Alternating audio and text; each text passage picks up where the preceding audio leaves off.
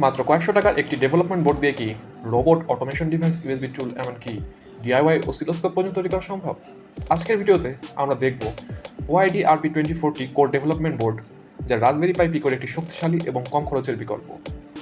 এই বোর্ডটি রাসবেরি পাই এর RP24T মাইক্রোকন্ট্রোলারের উপর ভিত্তি করে তৈরি।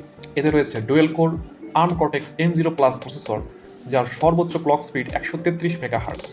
এছাড়াও রয়েছে 164 কিলোবাইটের SRAM এবং 4 মেগাবাইটের ফ্ল্যাশ মেমোরি, যা অধিকাংশ এমবেডেড প্রজেক্টের জন্য যথেষ্ট। সাথে রয়েছে এক্সট্রা ফিচার যেমন ইউজার বাটন, যা যে কোনো প্রজেক্টে ইনপুট হিসেবে ব্যবহার করা যায়, এবং একটি বিল্ট ইন RGB LED, যেটি প্রোগ্রামের সাহায্যে কন্ট্রোল করা যায়। এই বোর্ডটি দিয়ে আপনি খুব সহজেই তৈরি করতে পারবেন robot, data logger project, USB keyboard এবং রাবার ডাকি টাইপের হ্যাকিং প্রজেক্টগুলো। সাথে রয়েছে আরও sensor monitoring system, audio signal generator, logic analyser, এমনকি ডিআইওয়াই অসিলোস্কোপ পর্যন্ত। আমার মূলত উদ্দেশ্য এই রাসবেরি পাই পিকো ব্যবহার করে একটি অসিলোস্কোপ বানানো, যেটা আমার ইলেকট্রনিক্সের কাজে অনেক হেল্প করবে।